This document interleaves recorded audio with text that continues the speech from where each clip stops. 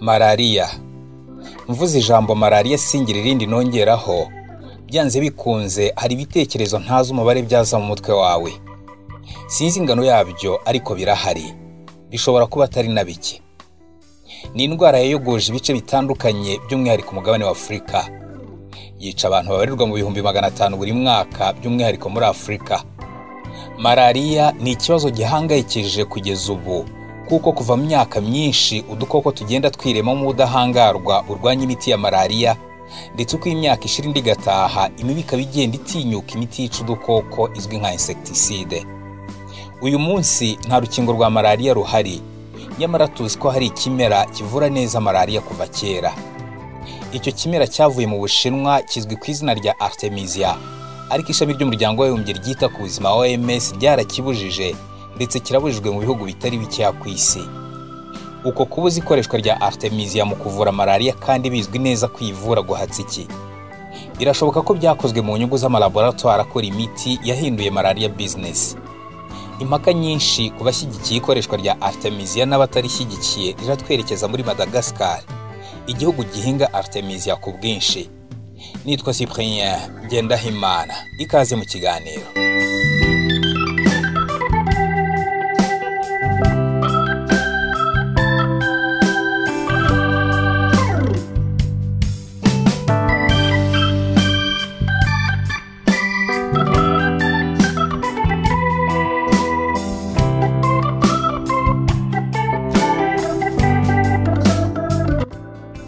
Mu murima munini w'ikimera cya Artemisia annua, ni nk'isibaniro ry'urugamba rurwanirwaho intambara nyinshi zo kurwanya Malariya.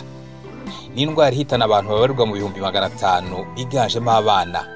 Ni muri Madagascar, aho abaturage basarura ikimera cya Artemisia gifite inkomoko mu Bushinwa. Bamwe babona Artemisia nk'ikimera kibi cyane, ndetse kiranabujijwe mu Bufaransa no mu Bubiligi, kandi nta burozi kigira, nta nubwo ari ikiyobyabwenge. Artemisia ni ikimera kibi gusa ku bantu bahinduye Malariya ubucuruzi ukorwa mu nyungu zabo bwite.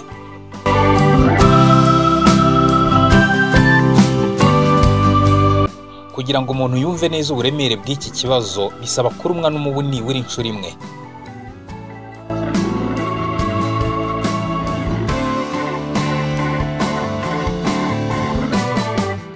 Malariya ni indwara iterwa n'agakoko umuntu aterwa n'umubu w'ingore witwa Anopheles. Hari amoko atandukanye ya Malariya, ariko ubwoko tugarukaho muri iki kiganiro ni ubwoko bubi cyane buterwa n'agakoko kitwa Plasmodium falciparum. Indwara yigaragariza mu bimenyetso by'umuriro udasanzwe ndetse n'ibyuya bishobora gutuma umuntu ajya muri koma bikarangira apfuye. Abana nibo bahitanwa na Malariya cyane. Mu bice bimwe na bimwe igaragaramo cyane, umwana umwe kuri 5 ahitanwa nayo. Kuva mu myaka myinshi ishize, umuntu ari mu rugamba rwo kurwanya Malariya ku mpande ebyiri. Ku ruhande rumwe abikora arwanya udukoko, ku rundi ruhande akabikora arwanya imibu. Mu kurwanya umubu wa Anopheles utera Malariya, hakunze gukoreshwa imiti yica udukoko izwi nka insecticide. Muri yo hakaba harimo nka DDT yafashije ibihugu byateye imbere guhashya burundu Malariya. Kuva mu mwaka 1964 nta Malariya ikibarizwa mu Burayi. Mu kurwanya Malariya kandi abantu bifashisha inzitiramibu mu kwirinda ko imibu yabaruma ikabatera Malariya. Kuva mu mpera y'imyaka ya za 80, inzitiramibu zimwe zagiye ziterwa imiti y'igihe kirekire yica imibu. OMS igasaba abantu gukoresha inzitiramibu ku buryo kenshi zinatangwa ku buntu. Ku rundi ruhande hatangiye urugamba rwo kurwanya udukoko, ariko igishishwa cy'igiti birangira gitanze ikintu cya mbere karemano cyagaragaje ubushobozi bwo kurwanya Malariya: kinine. Iyi kinine nkubwira niyo yaje gutunganywa muri za laboratoire, itangira gucuruzwa ku izina rya chloroquine. Aha niho Malariya yatangiriye guhinduka business. Intambara ya Vietnam yabaye hagati y'ukwezi k'Ugushyingo mu 1955 na Mata mu 1975, niyo yaje gutuma abantu bavumbura ubundi buryo bwakwifashishwa mu kuvura Malariya. Abasirikari b'Abanyamerika bakoreshaga chloroquine birinda Malariya. Ku rundi ruhande ingabo z'abakomuniste nta muti zari zifite, abarwayi bazo bagahitanwa n'iyo ndwara.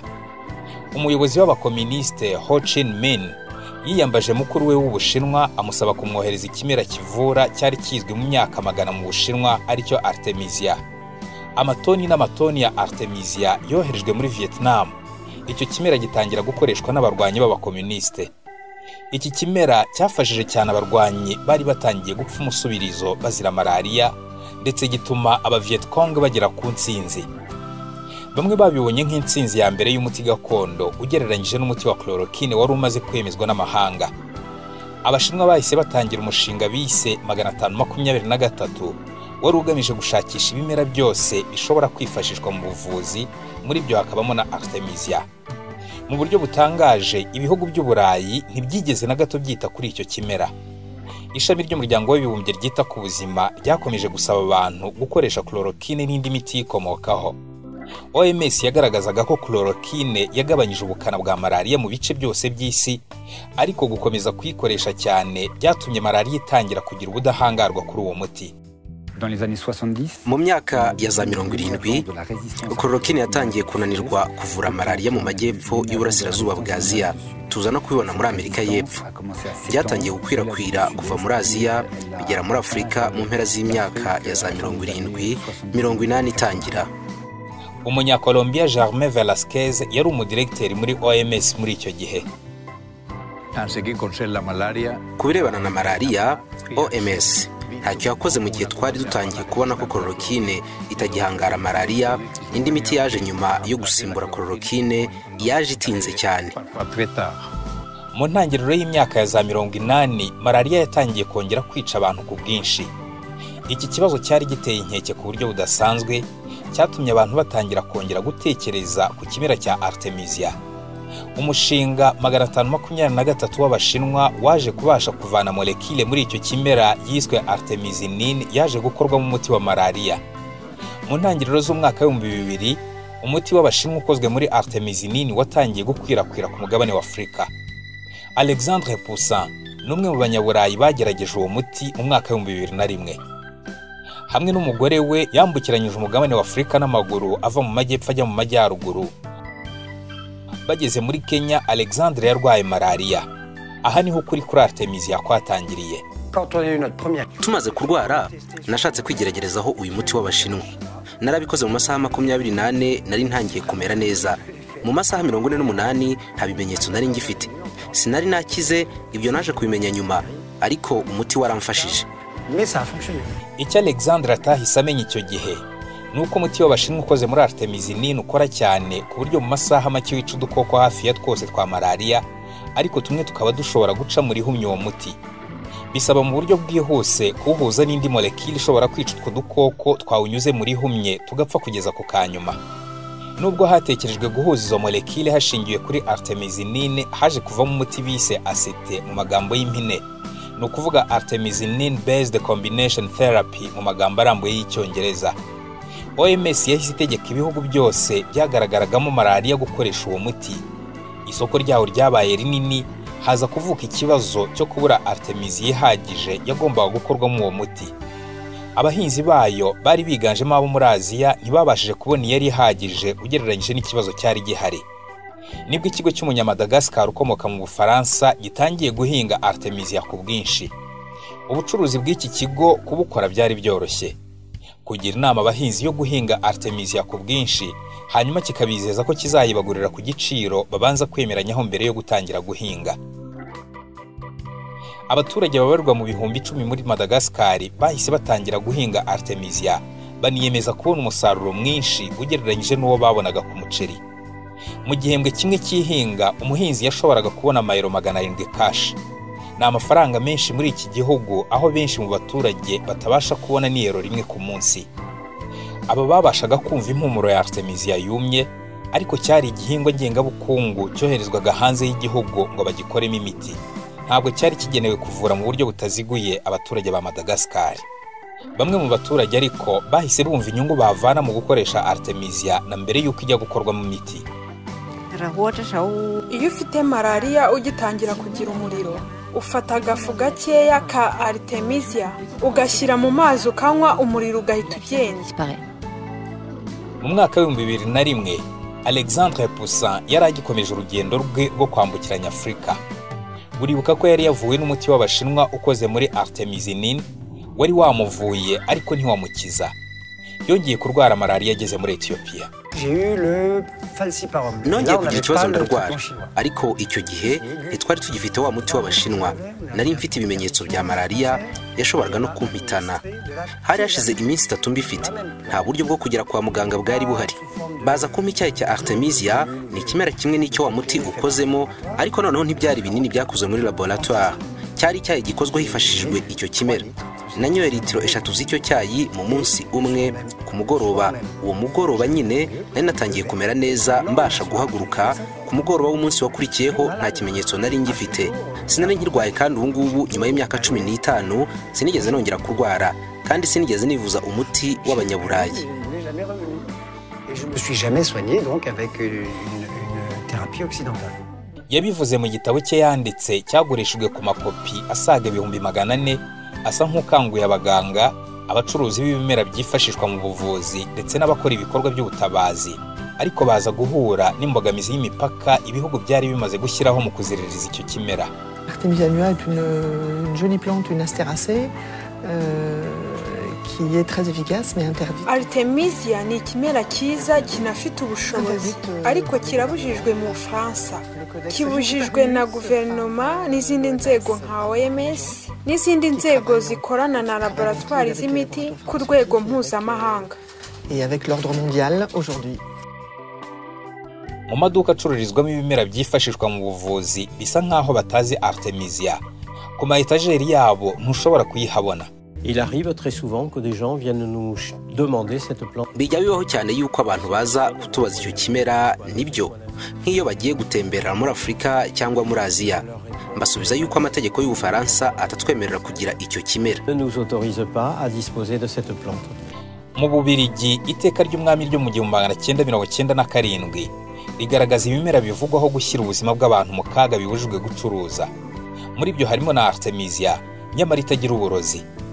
Mu buryo butangaje, icyo kimera kiremewe muri Luxembourg bituranye, aho Professeur Pierre Lejeune atuye.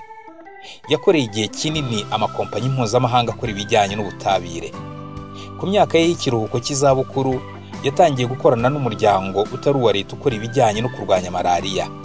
Nibwo yamenye Artemisia, anamenya akamaro n'ubushobozi butangaje iki kimera gifite. On a fait des programmes de plantation au Pérou, au Cameroun. On a lancé des bourses avec des... Twagiye kugihinga muri Peru, muri Kameruni, dutangira gukora n'abanyasenegal, byose biterwa inkunga na ministeri yacu ishinzwe ububanyi n'amahanga ndetse n'ikigega cy'igihugu cy'ubushakashatsi, kugeza igihe twaje gusa nk'abatewe inkota mu mugongo.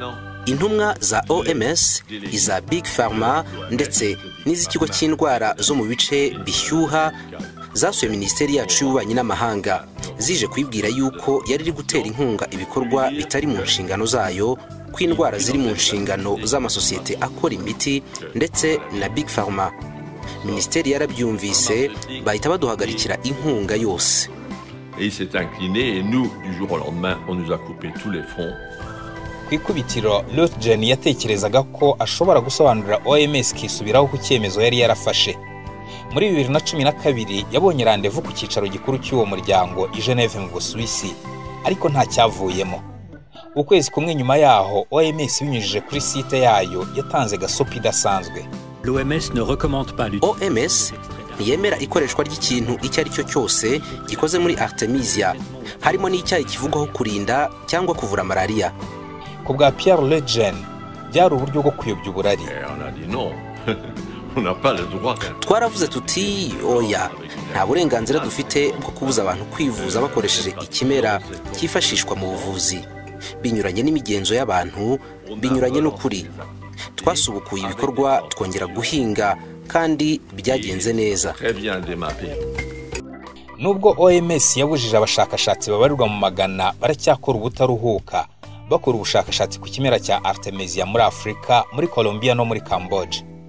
Izuba ryo muri Senegal ryorohereza cyane icyo kimera. Abahanga mu bya siyanse baragenda baba benshi mu gukora ubushakashatsi kuri Artemisia, kuko bazi neza ubushobozi bw'icyo kimera mu kuvura malaria. Abantu benshi niba atari bose bibaza impamvu yihishe inyuma yo kwanga no kwamagana ikimera cya Artemisia.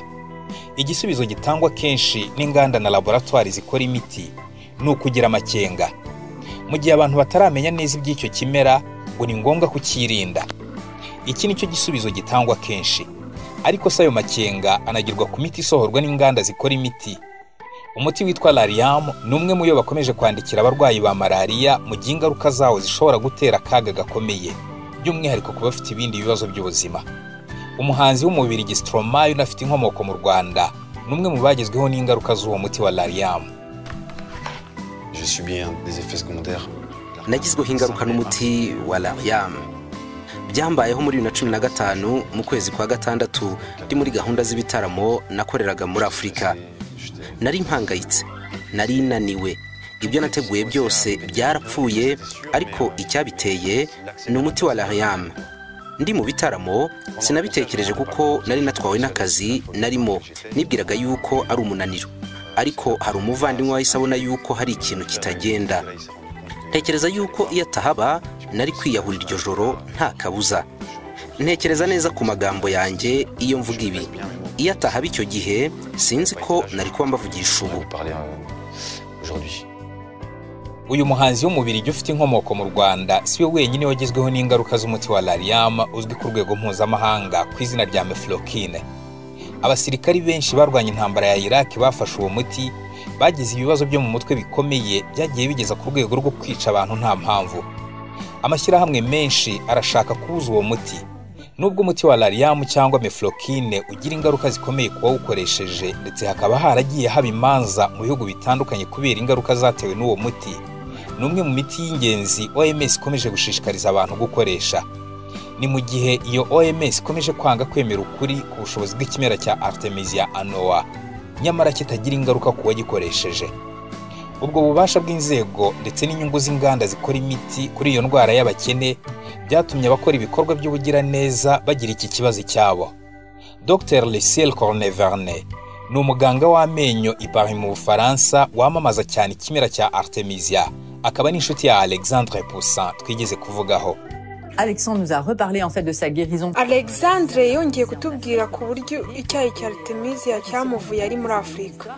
Ntangira kubona ko ari inkuru y'ukuri, bivuze ko icyo cyayi cya Artemisia kivura Malaria. Ariko ubu ikibazo cy'ingorabahizi gihari kikaba ari uko nta kigo na kimwe gifite ubushobozi bwo gukora ubushakashatsi ngo gitange umuti ukomoka kuri icyo kimera. Naho urebye byatangiriye, twahise dutekereza gushinga ishyirahamwe rishobora guteza imbere ubuhinzi bwa Artemisia muri Afrika.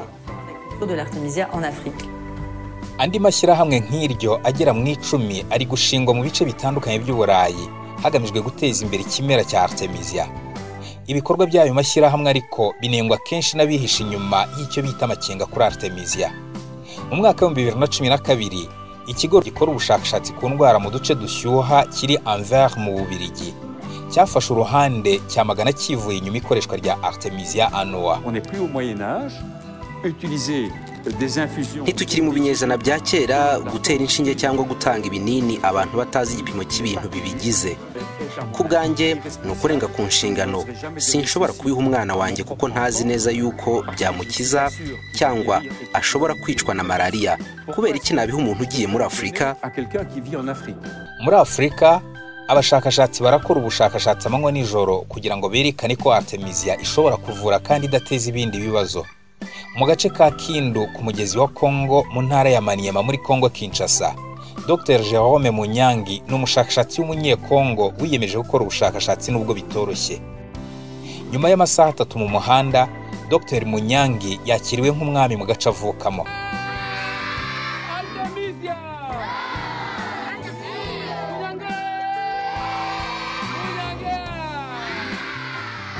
Abanyeshuri barakirana ibyishimo umuntu wenda uzatuma bacukubira na Malaria.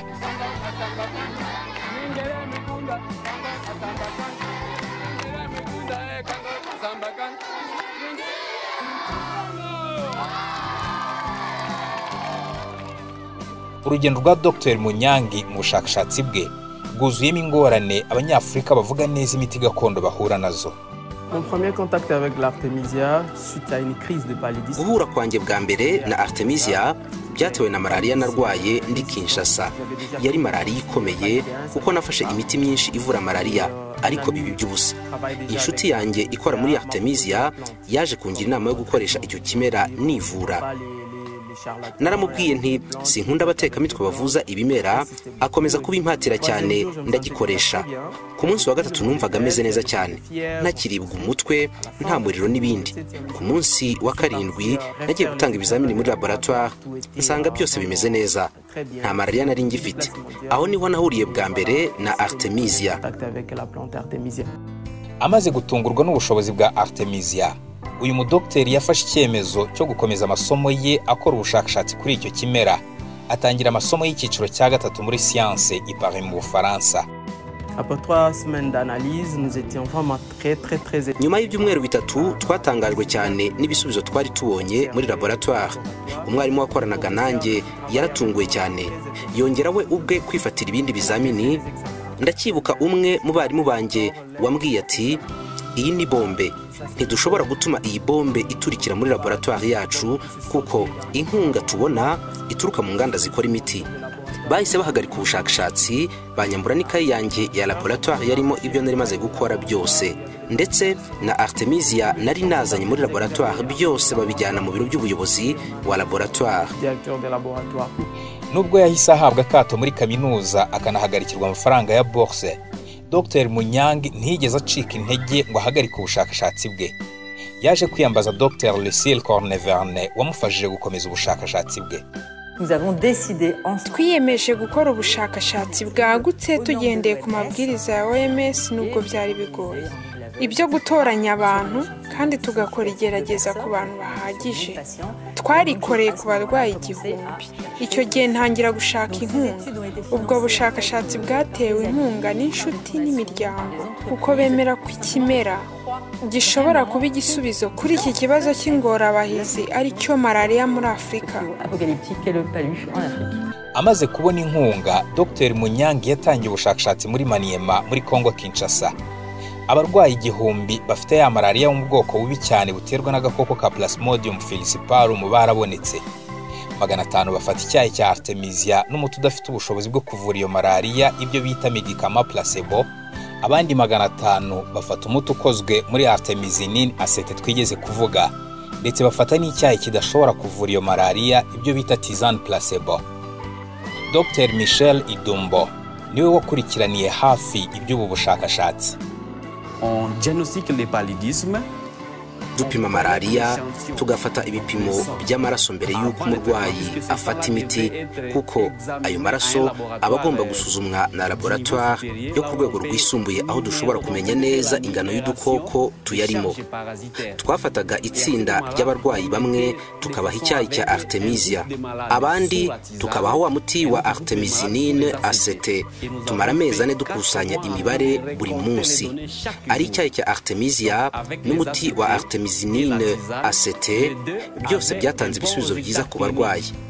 Ariko wakora ibizamini byo kureba udukoko mu maraso ugasanga bafashe icyayi cya Artemisia nta dukoko bagifite mu maraso, mu gihe abafashe umuti wa acete wasangaga bagifite udukoko mu maraso n'ubwo ubuzima bwabo bwabaga bumeze neza. Ibisubizo byaje bitangaje.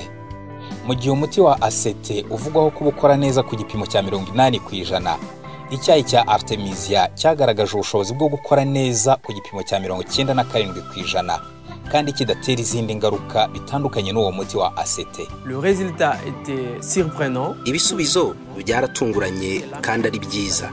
Aho niho ibibazo byatangiriye kubera umuti wo mu nganda.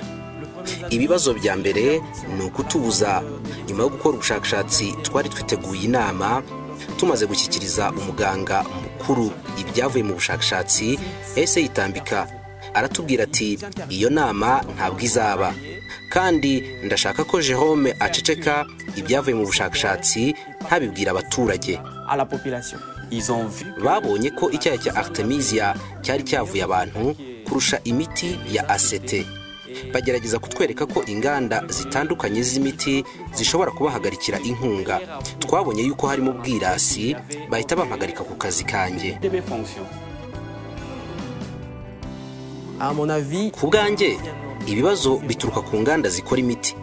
Nyuma yo kubona ibyavuye mu bushakashatsi, twabwiye abaturage tuti murabona ko icyayi cya Artemisia gikora neza kurusha iyi miti ya asete, kandi nabo ubwabo barabyiboneraga.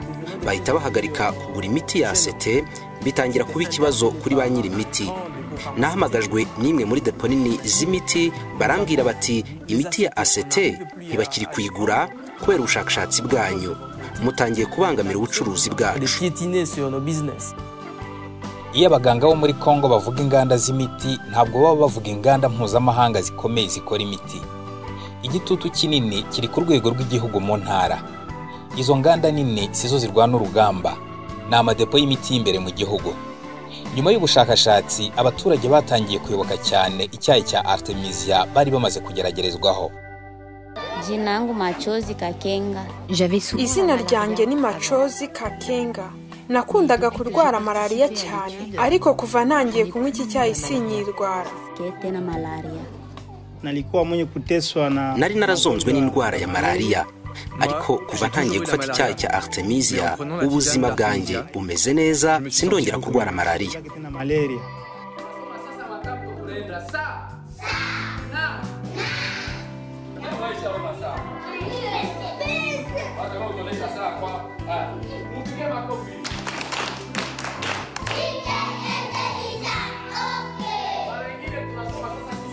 Mu mwaka wa 2016 mu ishuri ryo mu cyaro hakozwe ubundi bushakashatsi mu gihe cy'amezi 6. Abana banywaga icyayi cya Artemisia inshuro 2 mu cyumweru mu rwego rwo kubarinda kurwara. Nta mwana warwaye malariya muri icyo gihe cyose. Kugira ngo ubu bushakashatsi bwizerwe, byasabaga ko bukorerwa ku bandi bana babarirwa mu bihumbi. Hagati aho umuyobozi w'ishuri yakomeje kubaha icyo cyayi ashishikaye. Gufata Artemisia kuri twe ni ibintu bidufasha kandi bifitiye akamaro ubuzima bwacu ndetse n'ubuzima bw'abanyeshuri bacu. Twasanze gufata icyayi cya Artemisia byaragabanyije gusiba ku ishuri kw'abana, ndetse nta nubwo bagisiba. Dr. Munyangi yifashishije ibyavuye muri ubwo bushakashatsi yatangiye gukora ubundi bushakashatsi. Abarwayi bafataga icyayi cya Artemisia bashyizwe mu matsinda 2. 250 bafataga Artemisia annua. Wibuke ko twavuze ko ikomoka mu Bushinwa. Abandi 250 bagafata Artemisia afra. Iyo ikabikomoka ku mugane wa Afrika. Iyi ikomoka muri Afrika ntigira molekile ya artemisinine. Ivugwaho kuba ingirakamaro mu kurwanya malaria, ariko ibyo bimera byombi byakoze kimwe mu kuvura abo barwayi. Bisobanuye ko artemisinine ari nayo laboratoire zagendeyeho zikora uwo muti, atari cyo kintu cyonyine kiri muri Artemisia gishobora kuvura malaria. Ubushakashatsi bwa Dr. Munyangi yaburangije mu mwaka wa 2015, ariko kugira ngo bwizerwe unahabwa agaciro n'abahanga mu bya siyanse, bisaba ko busohoka mu kinyamakuru gikomeye gitangaza inkuru z'ubushakashatsi ku buzima, kandi ba nyiri ibyo binyamakuru n'ababiyobora birinda cyane kuvuga ku bijyanye n'umuti wakozwe mu bimera gakondo byifashishwa mu buvuzi. Abanyafrika ariko sibo bonyine bashaka kugaragaza ukuri ku kimera cya Artemisia. Professor Pamela Withers wo mu kigo cya Worcester Polytechnic Institute amaze imyaka 25 akora ubushakashatsi kuri Artemisia annua. Ku ikubitiro yibandaga kuri molekile ya artemisinine. Nous avons toujours été intéressés par l'artémisinine. Twamye dushishikajwe na artemisinine kandi turakiga ku bigize icyo kimera. Ariko kuri ubu tuzi ko icyo kimera muri rusange cyoroshya uburyo bwo kwinjiza artemisinine mu mubiri. Twanabonye ko gifite ibindi bice byinshi birwanya malaria. Ubu noneho twatangiye kureba kuri icyo giti muri rusange. Iki kimera kiratangaje kuko gifite umuti urenze umwe, hejuru y'ibiri cyangwa 3, urebye ahubwo gifite imiti igera ku 10. Twabashije kugaragaza ku mbeba ko icyo kimera gifite ubushobozi bwo kurwanya malaria yagize ubudahangarwa kuri artemisinine yonyine. Ibyo bigaragaza ko gitanga amahirwe menshi yo kurwanya utwo dukoko tutagihangarwa n'imiti, ariko nanone kigatuma hatabaho ubwo bwivumbure ku bantu. Ikibazo cy'indwara n'udukoko biba bitagihangarwa n'imiti cyatumye havuka impande ebyiri zisa nk'izihanganye, urushyigikiye ikimera cya Artemisia n'urutagishyigikiye. Abatagishyigikiye batekereza ko gukoresha icyayi cya Artemisia annua igihe kinini bishobora gutuma malariya yiremamo ubushobozi bwatuma imiti ya asete ikorwa mu nganda itayihangara. Ku bashyigikiye icyo kimera ariko icyo gitekerezo nta shingiro namba gifite. Hashize imyaka 2000 kuva icyayi cya Artemisia gitangiye kwifashishwa mu Bushinwa, kandi impungenge zigaragazwa n'abatagishyigikiye ntizigeze zibaho. Icyo siyansi itarabasha kugaragaza, amateka yarabigaragaje. None igisubizo mu guhashya malariya kibaye kiri mu bintu bidukikije tubana buri munsi. Artemisia annua na mubyara wayo Artemisia afra yo muri Afrika urebye bivura indwara nyinshi. Uruhurirane rw'ibigize ibyo bimera nirwo rubiha ubushobozi bwo kuvura. Birasaba gukoresha ikimera cyose atari ukuvanamo molekile imwe ya artemisinine. OMS kuri ubu iza kwisonga mu barwanyi kwirakwizwa ry'ikimera cya Artemisia. Mu buryo bweruye, wenda kubera cya kibazo cy'amakenga ku miti yakozwe mu bimera, ariko wenda nanone kubw'impamvu za politiki n'ubukungu bwa bamwe. Hashize imyaka 25 hejuru ya 50% by'ingengo y'imari ya OMS ari imisanzu ibihugu bigomba kwishakamo. Kugeza ubu ngubu, nyuma y'imyaka 20, imisanzu y'ibihugu binyamuryango isigaye iri hagati ya 18 na 20%. Abikorera nka Fondation Gates bigaruriye OMS kubera imisanzu bayitangamo. Mu myaka 50 ya mbere kuva inganda zikora imiti zibayeho, twakoraga imiti ikiza indwara. Kuva mu myaka 21 ishize, inganda zikora imiti ivura indwara gusa. Kuvura indwara atari ukuzikiza, wenda kubera ko zinjiza, kuko hari abarwayi bakomeza kurwara. Intego ya mbere na mbere ni inyungu zabo mbere y'inyungu rusange. Mu kwezi kwa 7 kwa 2016, umuherwe Bill Gates yavuze ijambo rikomeye. Fondasiyo ye yari yiyemeje kurandura malariya ku isi mu gihe cy'ikiragano kimwe. Bizadusaba kugira imiti n'inkingo kugira ngo kugeza mu 2040 tube twaranduye malariya. Ibi yabivuze ari kumwe n'uwahoze ari minisitiri w'imari mu Bwongereza. Niba ibyo yavugaga ari ukurandura indwara, byari kumvikana kurushaho iyo abo bari kumwe ari minisitiri w'ubuzima. Uhise wibaza impamvu atari we bari kumwe, ahubwo akaba yari kumwe na minisitiri w'imari. Nuko mu mugambi wo kurandura malariya, Fondation Bill and Melinda Gates yijeje gushora miliyari 4 z'amayero. Ihuriro mpuzamahanga ry'inganda zikora imiti zivuga iki kuri Artemisia? Umva igisubizo cyaryo. Birababaje kuba tudashoboye kugira amakuru dutanga muri icyo cyegeranyo cyanyu. Ntitwabonye impuguke zishobora gutanga amakuru kuri iyo ngingo. Mu kugerageza kumenya aho OMS ihagaze kuri icyo kimera yari yarabujije kuva mu mwaka wa 2012, igisubizo cyabaye iki? Ntidushobora gusubiza ibibazo byanyu bijyanye n'ubundi buryo ubwo ari bwo bwose bwo kuvura. Ikigaragara nuko bitari hafi aha kugira ngo Artemisia imere mu mirima ya OMS Geneve mu Busuwisi.